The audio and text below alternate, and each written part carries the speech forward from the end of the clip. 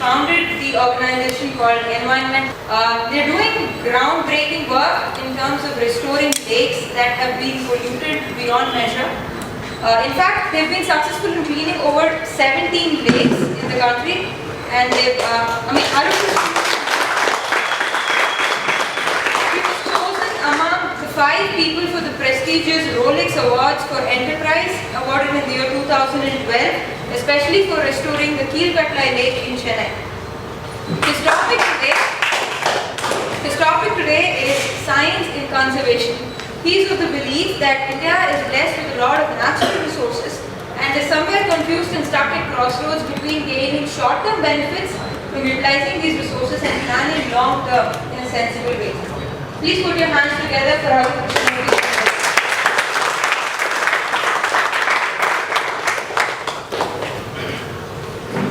Good afternoon, ladies and gentlemen. Primarily thanks to the organizers for the repeated trust and faith. They've handed me that you've invited me for the 3rd time. It's a homecoming. Last 2 times when I did the presentation, the talk between Peter and I was, he asked me, quite a crowd for both your speeches, Arun. I told him, no, invite me on an afternoon session and see. Hardly anyone will be there. So I changed my session from the morning session to afternoon, and the result is here. Or on a rather serious note, this is how much science and environment can attract. That is reality. Because everything is very glamorous and everything is technologically driven in today's world, that somewhere we've forgotten our science roots. And as a student, probably I would have been really bad in science in those examinations. But my understanding of why science is the way forward came through all these cleanups that we've done.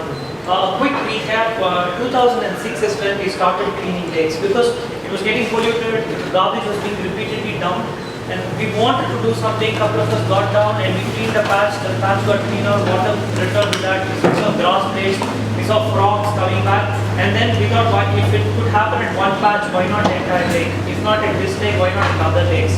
And that's how the last 8-9 years have been. That's how the last 8-9 years have been.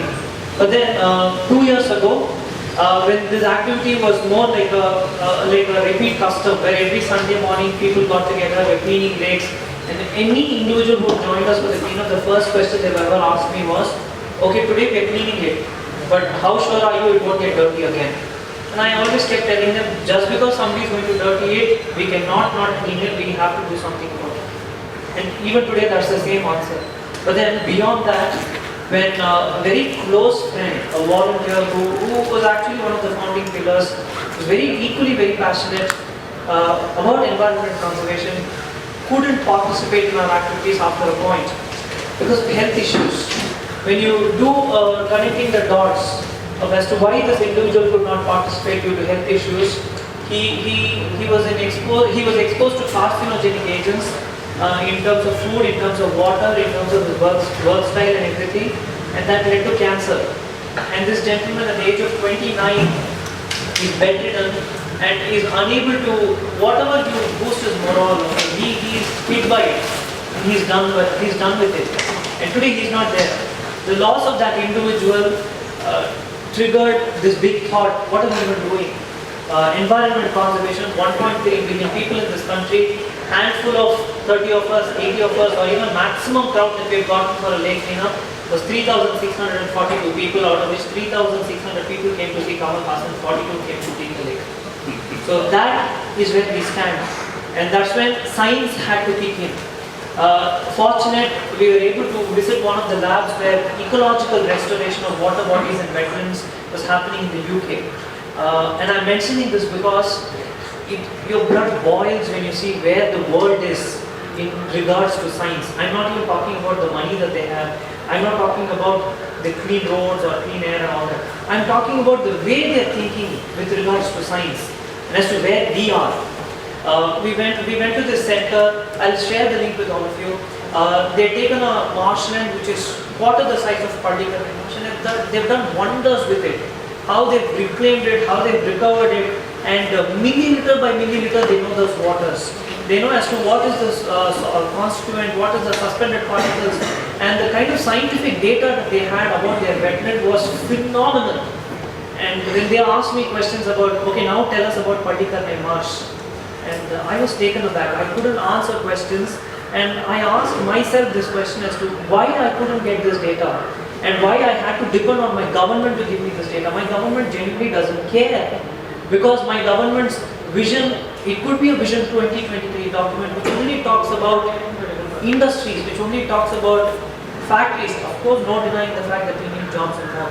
But where is the scientific proof of what is happening in this country and the scientific advancement that is required, or health issues? Obesity in India, in Chennai alone, has increased by 32% in the last 10 years. Are we even answerable? Are we even asking these questions, and do we get answers in return? The water quality in Chennai, the groundwater table has fallen so drastically that yes, we need an awakening, we need an awareness. Don't tell me you and I were not taught in school not to use polythene or how industries pollute water. But because we've decided to be mute spectators, they've decided that we don't care about this, and there's absolutely no scientific policy or scientific data with regards to the government in the state or the center. I would draw your attention to this Google Earth image of the Pallikarnai Marsh, that usually, technically, how this marsh should have been. Road is always for development and road is for a way forward. But then what the Tambaram Velacheri road did to this marsh is the beginning of an end to the Pallikarnai Marsh. This road is the Tambaram Velacheri road. It didn't exist once upon a time. The marsh used to extend all the way here. If you remember, this way is Polamaa, that's Velacheri, this way is Tambaram, and that's towards the other end is Thoraipakkam. So if we pata this side, the Pallavaram old tank, the Keelkattalai tank, the Narayanapuram tank, Sunnapukodattur tank, there's a small tiny lotus pond at Pallikarnai and several other 6 other ponds. All this used to drain water into this large marsh. Chennai's geography is brilliant. I mean, think of this city, you think of the city and the first image that they bring is the old central station building and everything, but this city has a lot more to it. You think of the hills, the Chennai airport, opposite Chennai airport, there's the Tirusulamalai. Kutti Centam was found, Tirusulamalai, that comes to Pallavaram, Kolopet, goes to Tambaram, Naduvirapattu Road, Vandalur Malai, then it comes back to Perumbakkam, Sitalapakkam Hills, where all of you go for your swim. So this forms a nice cavity. Yes, Google Earth image of this will show it's an S. So you have the Eastern Ghats section of Chennai forming an S. And the science involved in this beauty is that within this cavity there used to be 19 lakes. Today there are just 3. Those 19 lakes were the last freshwater bodies on mainland before the marsh took over. And after the marsh, it's your open ocean. And the kind of diversity that this had, in your open oceans you had 3 types of dolphins, you had sea turtles, you had all the crabs and fish, and in your marshland you had the bird feeding agents, the birds, and in your freshwater bodies you had the fresh aquatic life forms, and then formed your ungulates, and the zoology behind this is phenomenal. Take a trip to the Tirusulamalai and you just go on top and stand and look towards the left, which is towards Adhapakkam and stuff. When you see there, you'll find green cover with tiny buildings all over the place. Imagine 30 years ago, 40 years ago, that used to be jungle. And in that jungle used to be this paradise with so many lakes, with so many birds, with so much animals. Then we moved in, one after the other started depleting. That's what is actually happening. Now why did I bring up this whole thing? This road meant that the Pallikarnai marsh got cut from this side to this side. Then water stopped penetrating on these areas, that people decided that we can construct. And buildings came up. And this property, this large property, is a National Institute of Ocean Technology. Your government decides to encroach a marshland, then it sets an example for people to take over. Everybody took over. Slowly but steadily, one thing after the other happened. The water source to this marsh got cut, and that led to people believing in the fact that this is just wasteland. And that led to this. This is the garbage that we dump in Pallikarnai Marsh day in and day out. That entire brown patch that you're seeing. And why am I showing you this again? 8,500 tons to 12,000 tons of garbage every single day is being dumped here at Kodungayur, at Vengadamangalam, and many other places around Chennai. And what is this doing in return? I will give you a word, I will even explain what it means. When you go back today, please do an online search or Google search to read more about this, because this is where we are missing out. So, okay, a road came, Yeah, okay, the marsh got reduced. Okay, there's garbage dumping. But what is it in there for me? What is happening to me because of that? What's happening to us because of that? That's exactly what I'm talking about, science and conservation. This large pile, yes, this large pile, there's actually a Google coordinate map which I'll again share. The Tirusula Malai and the Tirusula Malai, it's one hillock, it's one pile. The height of the Tirusula Malai and the height of the garbage and these are diagonally straight, yes. So if you're on a map coordinates, you see the Tirusula hills and right behind there at the Pallikarnai March you'll find the mounds of garbage. The mounds of garbage and the Tirusula Malai were of the same height. The Tirusula Malai was one hillock. There were a total of 264 such hillocks in the Pallikarnai March, which was nothing but garbage. So understand this. I'll explain to you this way. You have a mountain. In the mountain you have layers of soil. The layers of soil is nothing but minerals. And the minerals then grow herbs. Then the herbs in return, the water that comes down is sweet, it's medicinal and all that. You have a hillocks of garbage and it rains on top of that. Water goes through that garbage, which includes medical waste, which includes hazardous chemical waste, which includes all sorts of waste, kitchen waste and everything. And that penetrates the ground below. And guess what happens? This is called leachate. Yes, it's called leachate. And what this leachate does is, now this leachate is toxic. It penetrates your groundwater, and what we don't know about groundwater is this. Under the ground below is not stable. It's moving. Your water is moving always from high concentration to low concentration. The theory of diffusion. This is simple as this. It's not that the water, if I do rainwater harvesting in my house, that water table in my house alone will increase. Water will know, okay, I have to stay within this compound and it won't go next day. No, it's not that. Water moves. So then this leachate is high concentration zone. If anybody is here from Velacheri, Thorepakam, Perugudi, this is actually what's happening to us. You have a high concentration density pile of garbage which is segregating leachate at an alarming level.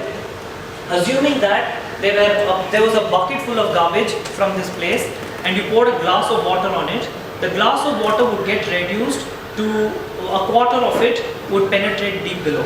Yes? A quarter of it, the quantity penetrating deep below by itself is enormous. Now imagine that bucket into 10 power, so many times zeros, that's the kind of pile that you're talking about.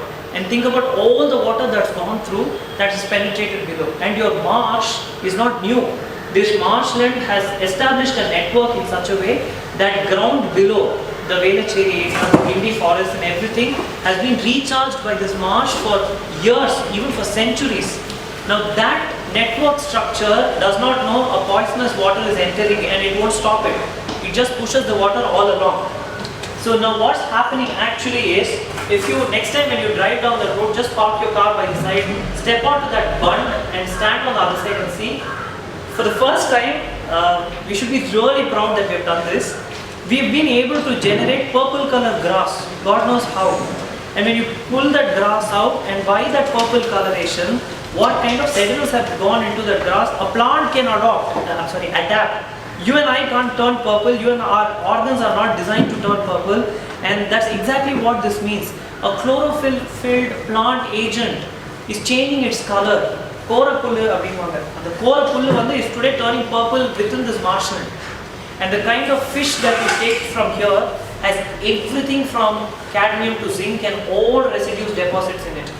And this water is penetrating for a whopping 8.6 kilometers circumference around that area. And when that water is consumed by you and I, simple as this, when we drink fresh water, the minerals in the fresh water are supposed to be good and they're supposed to add health benefits to this human body, the physical state. When you drink water which has constituents from a leachate, you think for yourself. That's point number one. This is where science and human beings are completely disconnected. And if I asked you another question, probably most of us wouldn't know. Chennai's air quality. There are exactly two display boards in Chennai, one at Gindi, Tamil Nadu Pollution Control Board, and the other one is somewhere deep inside Fort St. George at the Secretariat. What happens is, the air quality in the city, good for us, that Tiruvanmiyur, Adyar, Besanagar, is closer to the sea, 3 p.m., 2:30 p.m. in the afternoon, the sea breeze sets in and it pushes all this inside. But what we don't understand is another thing. I'll show you that picture. When I was about to make this presentation, they said you have to come up with a lot of imagery, Arun, otherwise people are not going to be interested. But I just thought these two imageries should wake us up for today. This is a satellite image of India. Yeah, the area that you're looking at is Bangladesh, West Bengal, and a little of Orissa. Deep down, the brown tinge was not visible, so I didn't take that screenshot. On the screen, it's not visible. Go search for the Indian brown cloud. It's called the Indian brown cloud or the Asian brown cloud. What is happening in this brown cloud is simple. This is the area that I'm talking about. There's a tinge of brown cloud. We all know geography, we've learned all this in geography. We have multiple layers, the stratosphere, the troposphere and all that. Now what's happening is, we have a thick layer of dust. We have a thick layer of dust that is spread across India, Bangladesh, Sri Lanka, Nepal, Bhutan and South China. And thanks to the rapid, uncontrolled urbanization and development in China and India, which is fueled nothing but by fossil fuels and which is fueled by burning of rubber, plastic, polythene, that now we have a permanent layer of dust. Yes, Delhi, Beijing was the world's most polluted city until a year ago. Today it's Delhi. Yes, Delhi is the world's most polluted city, so obviously India's most polluted city. Chennai is India's second most polluted city. So we are not far from being one of the most polluted cities. We are one of the most polluted cities in the world. We are not far from being in the city which is the most polluted in the world. And you and I are breathing that air without understanding the science behind it. The US consulate, the British council, the German consulate, all of them have asked their employees to install air purifiers. And they've given a notice to their employees stating that your kids cannot be taken to Delhi or to Chennai for education because this air is not breathable for children below the age of 16. So what fault did my niece and nephew do that they have to breathe this air? Or what fault did I do that I have to breathe this air? Or what fault did you do that we have to breathe this air? Our lung capacity has reduced, and in a process of evolution, we are forced to evolve at a larger pace, at a rapid pace than what naturally it takes. In our lifespan, yes, we sign up to the gym, we make sure we eat healthy, we eat organic, but this air quality makes sure that in our daily lives, we lose at least 15 to 20 minutes of time, which adds up to a whopping 4 to 4.5 years of our lives lost. So if I am naturally in a process, if I was supposed to die at the age of 70, now because of all this I'm going to die at 65. The rate at which it's increasing, probably by the time I'm 45, the rate would be so bad that when I'm 50, it's time for me to leave. With individuals who have ambitions, with people who have aspirations, with people who care for this country, if this is what we get in return, I don't have an idea as to what we are all up to without understanding the underlying science of it. Because even today, emotions is what runs this country. I go speak this science to people, I didn't even get into the kind of what alkali metals or what happens to the alkaline substrate. If I mention those words, people just get scared. They think I'm trying to show off, see I know alkaline, I know alkali, all this, but no. We need to understand one thing, that the kind of impact that all these elements, these compounds, the kind of diffractions and the kind of theories of diffusion which we've all learned in school, it's happening all around us. And it's happening in such a way that it's threatening our very existence. Environment conservation is not about protecting the Padikkal marsh, it's not about protecting that lake, it's not about making sure there are more trees, it's not about making sure that the birds live. That sea turtle which a whopping, I'm being told, 187 have been dead and washed ashore in the last 42 days. With that death, that turtle mother's pain ended. But the one who's going to stay back and suffer is us. And the one who's made the choice to suffer is also us. That is where it genuinely hurts. Not that I enjoy being invited as a speaker to forums again and again, but the only reason why I accepted this is it hurts somewhere deep within. We so live in a society that's blind to all this. We don't understand science. We don't understand reality. We need to wake up to one thing. Science is reality, technology is glamour. glamour would fade away, but reality is soon to strike. The day it strikes, there's no point repenting our actions. And I don't mean to say that we all need to start doing something tomorrow. I mean to say we all need to start doing something today. It's too late. It's enough of personal egos and organizational nomenclatures where whether my organization did better or your organization did better. No, that's the only reason why we like CTC and why we try to participate with you. Because here there is no ego between the two of us where whether you're big or I'm big. Conservation has taken a back seat and individuals are trying to become bigger than the cause. They want to be known for the sea turtles, they want to be known for the lakes, they want to be known for the rivers. But nobody understands that the river, the lake, the sea turtle needs to be known more than them. If you are one such an individual, let's decide something.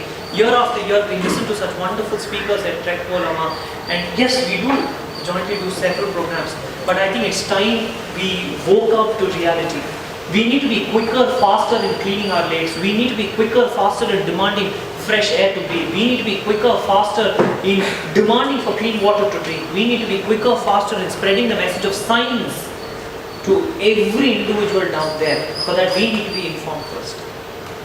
With that, I'm going to close this because I've thrown at you two things. One is the leachate problem. The second, it's called the Indian brown cloud. I request all of you to go read about this. And if you're on Facebook, Twitter, LinkedIn, wherever you are, share this today. Because by a simple online survey, 0.04% of India knows about the Indian brown cloud. There's so many people who are just living and breathing the brown cloud without even knowing that there's a demon, there's a devil that's hanging over our head. And I'll leave you with this one last thing. If you thought that the lakes, the rivers, the ponds, these are what are polluted, the air above us is polluted, we've not left the ocean alone in any which ways. A total of 369 drain points. What is a drain point? A drain point is nothing but from the mainland, water drains into the open ocean. So 369 major drain points in India. Yeah. The 369 drain points, just imagine if all of them were something like Kuvam, worse than Kuvam or better than Kuvam. But at some level are like Kuvam. They have dissolved particles, they have suspended particles, they have sewage in them. None of them are clear fresh water. Example is, if there's a mountain, it rains, water flows, and as water flows, the water washes all the dirt inland and dumps it into the sea. So none of the waters that is reaching out of the 369 drain points is clean as what it rains and just reaches the sea. So from all the 369 drain points, you have so much water with so much garbage, so much filth, so much pollution, all the getting drained into the open ocean, and it forms what is a shame for all of us, the Indian Ocean black hole. The Indian Ocean black hole is directly below Kanyakumari, a few nautical miles away, and what it is it's this huge patch. If I give you the figure, exact figure, it's 1.5 times the size of South India, Andhra, Tamil Nadu, Telangana, Karnataka put together. So it's 1.5 times the size of South India, and it's just hanging out there. And what it's doing is, it's collecting, again, physics, again, our gravitational motion. So it's collecting all the garbage from all the 369 points year around, and it's churning this huge patch. And this patch is churning and it penetrates deep within. The oceans are so polluted, the rivers are so polluted, lakes are so polluted. There's in no way, I think, swim, clean the Great Indian Ocean black hole or the Indian brown cloud. All that I'm suggesting is, the lifetime that we've been given, I think we have to give back more than take. Because everybody else has decided to only take. I think we need to give them an opportunity to take more. For them to take more, we need people like us to give.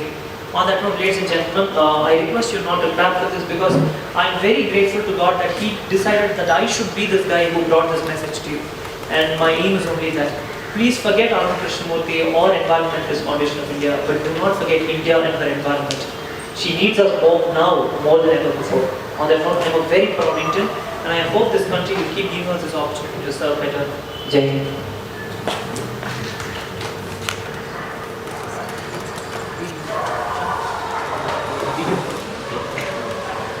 Thank you, Lord. Thank you, Lord Arun.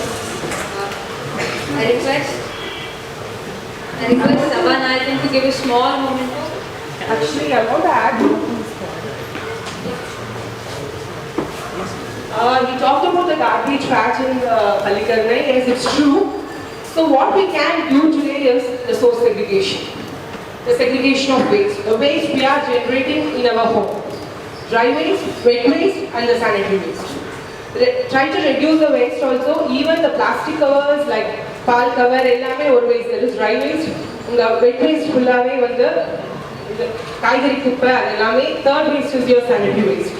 And here we have Davu and the team who can come and collect from our home. So in the apartments and the you can create an awareness, you can do the segregation part. So that is the main thing we have to do from our part. So நம்ம போய் அதை clean பண்றதோ அது வந்து it's a big thing. But நம்ம வீட்ல நம்ம என்ன பண்ண முடியும்னா நம்ம வீட்ல ஜெனரேட் ஆகிற வேஸ்ட்டை வந்து எப்படி கரெக்டாக டிஸ்போஸ் பண்ணணும் அதுதான் வந்து நம்மளால இப்போ ஒவ்வொரு வீட்லயும் பண்ண முடியும். So that is what I got. I was so moved by his speech, I forgot to keep the floor open for questions. The mic is going back to Arun. Any questions you have, you can ask him. We'll be happy to. Yes, ma'am. Yes, ma'am. Your speech was truly inspiring and thought-provoking, first of all. And I would like to ask EFI in general, whatever stories that you read about, I've been following EFI. It's about water, lakes and all. So the source of the dirt, the dust is just like on the land made by us. So is EFI doing anything regarding getting rid of the waste or waste management? And I would like to know more about it. So why we chose lakes or ponds is because it's a habitat where several life forms exist. So that's why we're removing garbage from there. At Madambakam, if you know, the panchayat in the initial days used to take the garbage from us and dump it elsewhere into a compound wall. Then later we segregated plastic, as ma'am mentioned, segregated it into plastic, polythene and dry waste of different kinds, bottles and everything, and they used it for road laying. At Murchur Panchayat, within the Murchur Panchayat limits, again when we give them the garbage, they recycle. There is something as non-usable, non-reusable garbage, as in the case of the Arun Kadani Lake, where we had close to 1.6 tons of it. So what we did with that garbage is we packed them in a model where it was all made into cubes, and then we formed lake bunds, and in the lake bund we had multiple layers of sand, rock, garbage, and then again sand, lake sand. Why we did this is this garbage would have otherwise gone to some other landfill. You made a bund with the garbage and sand model, and you planted saplings. All of you, many of you also participated in that. We planted saplings whose roots would not reach that patch, but would still be only in contact with the soil. So that's the kind of, again, science plays. That's the kind of ideas with which we've come up and we've done. In most cases, for example, in Perumbakam Lake, where we even had a cleanup today, there is garbage with oil slag. So it's not the same kind of garbage in every lake. So with that garbage, all that we've done is we've formed a large trench on the lake itself, on the outside bund, and on that we've spread this garbage. It dries up over a week, and then what we do is it breaks into small chips because of the oil.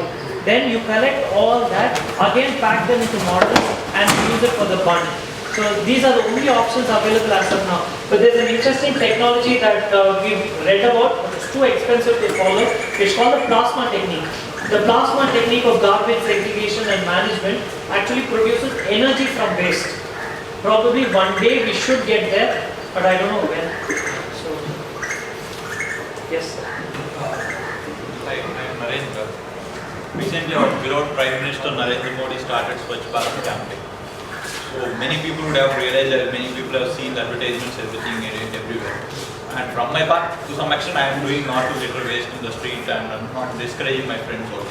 So as you are mainly into this environment production and other waste management, so to what extent it's really influential? I mean, what extent it's really changed the atmosphere or environment? Not only, I'm not asking about India, but as you are in Chennai and you are doing all this Chennai thing. So what extent it's really useful, and is it this campaign and people perception of people perception definitely it takes because it's like only I seen it only in the advertisement, not much takes.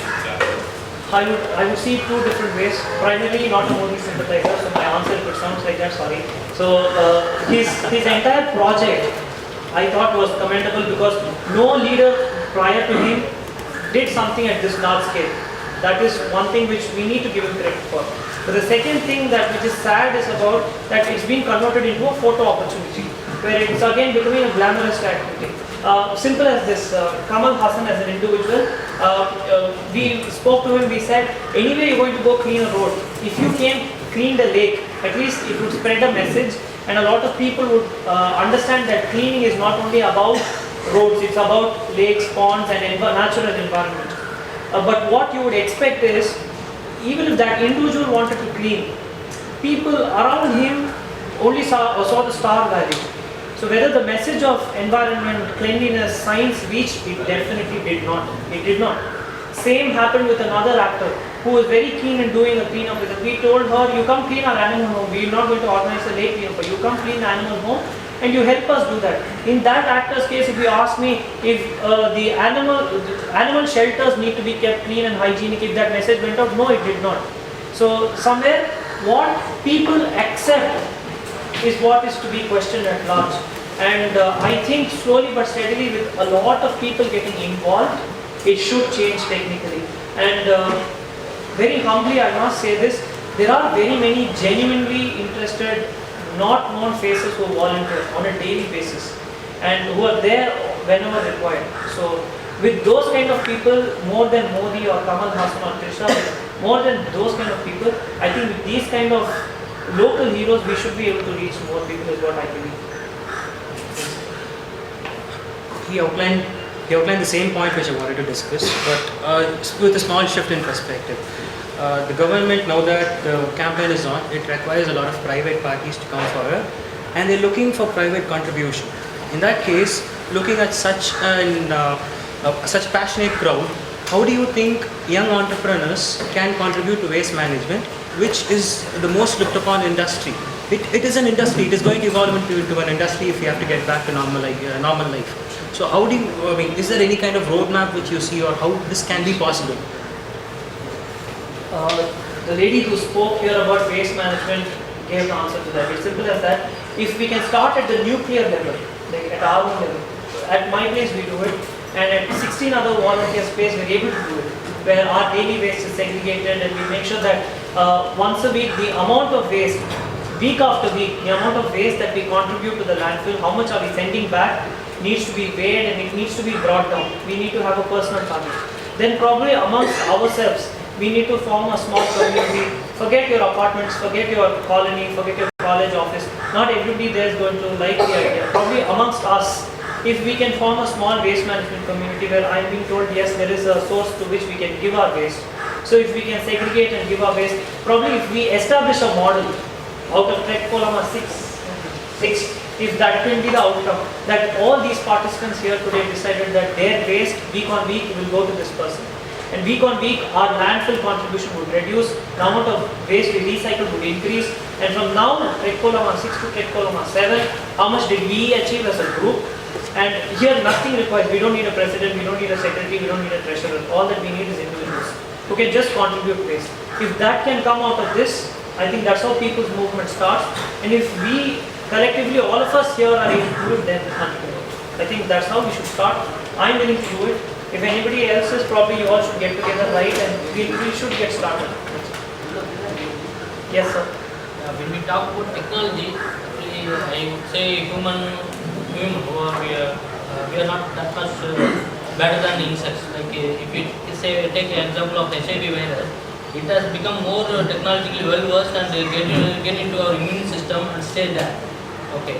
So likewise, even that virus, cruel virus, if you put it in air, it will die. So likewise, in wastages also, there are some insects which you can directly kill. So by either method like infrared or otherwise microwave oven method, any method you can kill it. So instead of packing it and then placing it there, maybe that also may control that.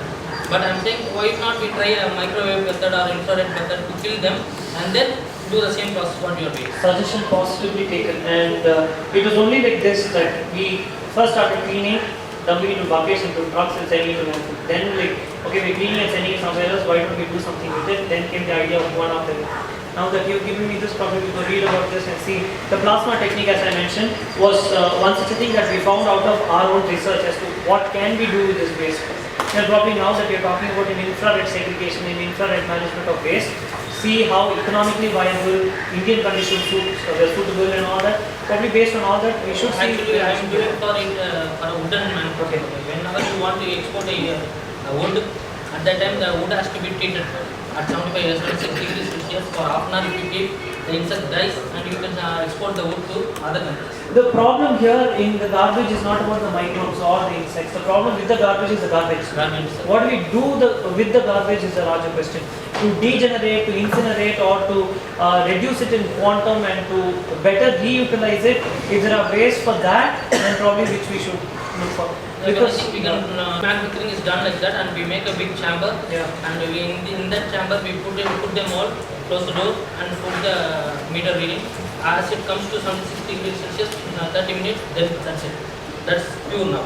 Likewise, we can use the same kind of chamber, like lorry tanker chamber is there, right? We are doing in that way only. You can take that one, put the dumps in, wastages inside, keep it for some particular time, whichever insect is there. We have to study about the insects which is in that garbage. Garbage might be vary from place to place, as you say. But we have to study that garbage, and then we have to treat that way, and then remove that garbage and do the same thing process whatever you want to do. I'll read about that and take your email ID from them. Arun, I have two questions. Yes. First thing is like you're giving so many data, Google images about Palikan and Marshall. Last few months when I've come across newspaper, there are so many NGOs who are working on it. Hasn't any result been produced? One. Number two, Tamil Nadu government, the same newspaper, Chetpet Lake and recently Retteri Lake has been 83 crores has been so allocated. Can that be a solution for lake conservation? About the Palikan marsh, so many people involved, and I'm nothing against any individual or the groups, okay? But as a child, I saw these groups start work. And you can't just blame the groups. You need a government which has a policy. Yes, whether anything has changed, only the amount of garbage has increased and the marsh in size has reduced, the garbage area in size has increased. And this is visible. You go stand on that bridge opposite Kamachi Hospital and you just look at the marsh, you'll always see a minimum of 8 Hitachi, those 220 machines, pushing the garbage into the marsh. Yes, and there are 2 culvert bridges between Kamachi Hospital and Torrebakam Junction. 3 culvert bridges. On the 3 culvert bridges, you just go stand, the water flows from left to right. You see the water below, you find everything. The water is anyway colored. Yes, it has gaseous bubbles. And on top of that, it has all material suspended in it. When when individuals say you and me want to go work on it, of course it's a government property, it's a forest department property, it's a PWD property, so our work scale there cannot be accepted. So then you are like, okay, give us the lakes around which we will take up, and that's the whole idea why we took up the Team Kadla in Arun, Nanmagaram, all those lakes. About the Chetpet Lake, simple as this, yes, the lake was abandoned, it's a big welcome move, or the example of the Adyar estuary. Go to Patinapakam bus stand and see now they're actually working on the estuary. The Adyar estuary, Chetpet, both projects are compared. What's happening at Adyar estuary is they're actually converting it into a habitat. The Chetpet Lake is being converted into a commercial property. The government might have its own reasons for that, so and we cannot negate everything that they're doing also. But I'll tell you what's happening at both places, you decide what is right, what is wrong. Chetpet Lake is going to have restaurants, it's going to have car parking, it's going to have a park, it's going to have people area. So it's more a people-centric, what do I say, an entertainment facility. Whereas the Adyar estuary on the other hand, it's called the Semmodi Punga. No, not Semmodi Punga. Adyar Punga, it's called the Adyar Punga. The Adyar Punga on the left side is done. Opposite Chettinad Vidyashram on the left side is completely done. It was finished in 2009. The second phase is what is happening right now. So that is actually a habitat that's been recreated. Where you go stand, you'll see a grey pelican, you'll see a cat and egret, a pond heron, and a lot more. In fact, snakes. So these are the 2 things that are happening. So with Palikan Marsh, genuinely speaking, I don't think we've made progress as a society. We've only ruined it a little further. probably we need to get involved at a larger level, and it's not just enough if we get involved at a larger level. The government needs also to be at least a little bit proactive. When you actually don't have a policy or an idea, or when you're just running government on populism, this doesn't matter. That's what I've experienced in the last 3.5, 4 years at least. Yes, sir. Yeah, one question about the leaching. Instead of, I just have a simple idea, I just don't know if it's going to work or something. But instead of keeping it to the ground, like the landfills are placed in the ground, right, and it starts leaching. So instead of that happening, can you keep it over a height or something, you know, a bridge or something? The leachate issue. Okay. Sorry, I cut you. The leachate issue first came into discovery, and it caused problems in the United States in 1980. Immediately what they did was, the old landfills, they couldn't do anything because they had already collected so much garbage there. So it was humanly impossible to remove all the garbage, lift and give a lining. So what they did was, new landfills that they created had a plastic lining, had the contact between the garbage and the ground below was minimalized. It was not completely removed, but it was minimalized. Yes, but then there's no proof to establish that this plastic lining has helped in any way. Yes, plastic doesn't degrade, but the quantum that this plastic sheet can take, simple as this, if this floor is given plastic lining, and then we keep dumping garbage on this, and then you have heavy vehicular movement on top, which is your Hitachi 220s and everything, which moves across and keeps pushing the garbage. So the kind of chemical reactions, the methane gas, and the kind of methanoic acid that forms, the methanoic acid's impact on the plastic, all that's not being studied. To think about a concrete platform on which you dump this garbage. The problem with leachate is water contact with garbage. Yeah, water contact with garbage. Even if you had a concrete tank, your water is only going to keep collecting. At one point, you have to release that water somewhere. Yes, when you release that water, it's going to go underground. Is what is the whole science behind it. Or if you look at the alternative of it. So we have to make sure that there is no leachate, water doesn't contact this given garbage. You have to cover the entire area where you have your landfill, which is infectious to human beings at a larger level.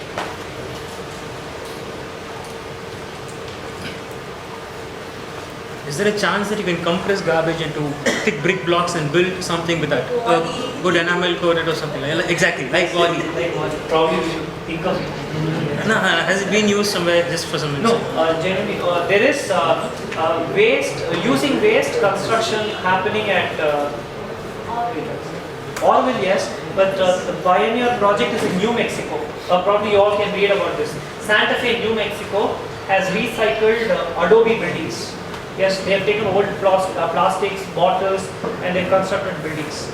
But that is in a small fancy level, yeah, like 10-20 bottles, you put garbage, which but on a large level, I don't know.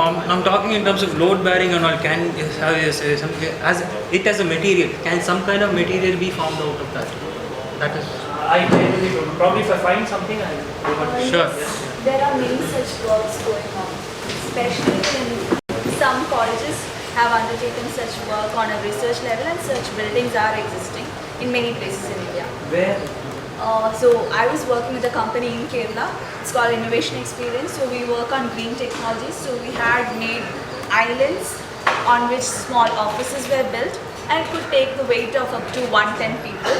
And it had around some 10,000 plastic bottles, PET bottles. If you can share this on Facebook with the Trek Polamaa group, if you don't mind. So that was one thing. Another thing was making of bus shelters, again with such plastic bottles filled with sand and polythene waste. So such projects are happening in many places in India. And even outside also there are such works wherein these things are filled with glass, colored liquids and all such things, and they are used as aesthetic bus stands, aesthetic buildings. Such things are happening. Many things are happening, but problem is people generally are not very happy about it. When you tell this to a big builder, you say this is happening, that is happening, let's try this. So it will be very skeptical, and they will, let's not get into all of it. Let's have all these concrete and reinforced materials and stuff, all these stuff that is more pleasing to people, that seems more more strong and all that. So there's a problem when we try to even tell this to people, they're not very happy. Similarly, bamboo also has certain problems, like it's not very durable like your concrete is or steel is. But again, there are many buildings with bamboo that is very much sustainable, stays for 100 years or more. But still people are very scared to adopt it. I think even in IIT Madras, they have built a model house. They have one house in IIT Madras, built out of glass materials and not with concrete materials. I'll also share. But they will have radiation, which is bad for health. I can't answer because I don't know. I'll probably read and then I will guess. It will have radiation and it will affect the health. Health, yes. Like So there's everything will So there's a waste to energy management project going on in Nagpur. One scientist named Alka Zadgaonkar, she has perfected a process wherein we can take in any form of plastic. They will shred it and they will convert it to energy, and the fuel produced will be sold off in industrial areas. So have you been in contact with them? If you can share the link, probably all of us. Sure, I'll share it. Yes.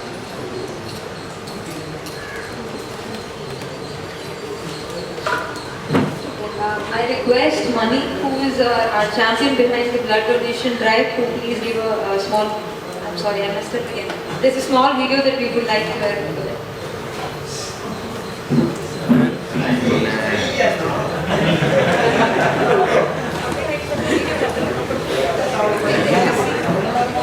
Extend minutes. Wait.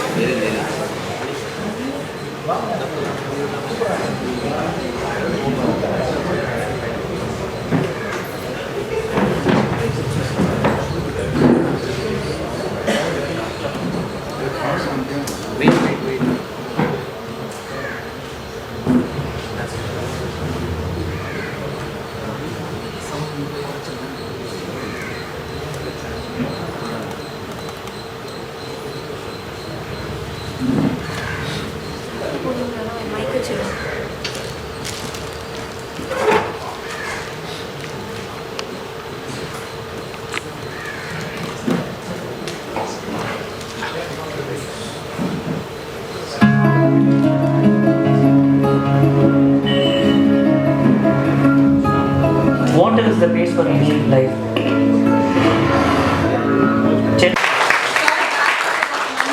have stored his name and phone number on my mobile as blood money, because if anybody needs blood in any part of Chennai, he's the right guy to approach, and he's been the champion behind several blood donation drives, and considering it's one champion to another, I think it's quite fitting that they have.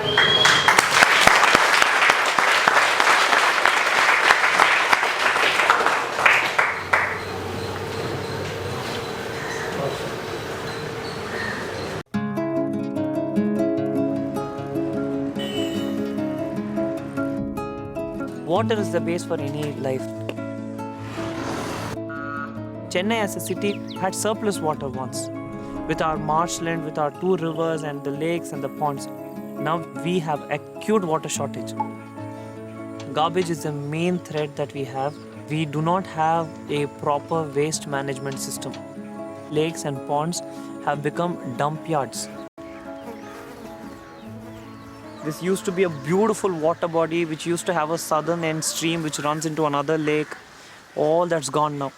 What you see now is paradise converted into hell. And this is not just happening at this dump yard, but in almost every dump yard in this city.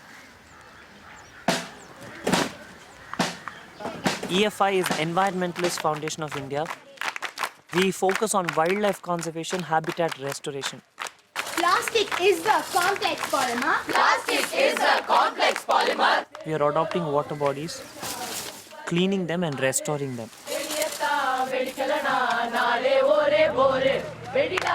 But cleaning the lake is just one part of it. The biggest complication here is changing people's mindset and their belief system. We as a nation love our dance, drama, music and colors. That's exactly what we do when it comes to conservation too. To communicate what we are doing to people.